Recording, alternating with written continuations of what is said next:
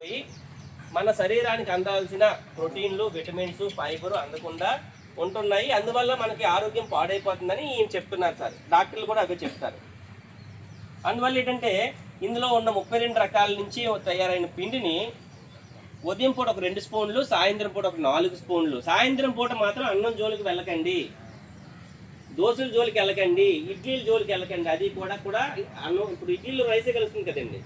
అలాగే చపాతీ పిండి కూడా రైస్తో సమానమే. షుగర్ కూడా బేగా పెరిగిపోద్ది.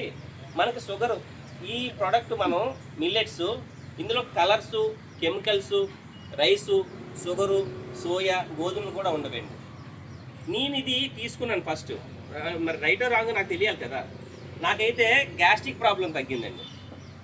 జనరల్గా ఏంటంటే నేను ఎక్కువ ఫుడ్ బయట వెళ్ళినప్పుడు బిర్యానీలు, దాంతోపాటు డ్రింక్లు అవి తాగేసేవాడిని. దానివల్ల నేను హాస్పిటల్కి అయ్యాను. 5 డేస్ హాస్పిటల్కి 18,000 ఖర్చు పెట్టాను. ఇలాంటి పరిస్థితుల్లోంచి నేను బయటపడ్డానంటే కారణం ఇదే సార్. జస్ట్ ఉదయం పూట ఒక 2 గ్లాసులు, నేనైతే టిఫిన్ కూడా చేయట్లే, ఒక 4 స్పూన్లు వేసుకుంటాను. ఉదయం సాయంత్రం 4 స్పూన్లు వేసుకుంటాను. నాకు గ్యాస్ట్రిక్ ప్రాబ్లం తగ్గింది సార్. అలాగా చాలామందికి వాళ్ళ హస్బెండ్కి అయితే షుగరు, యూరిన్ షుగరు, అది అనుకుంటే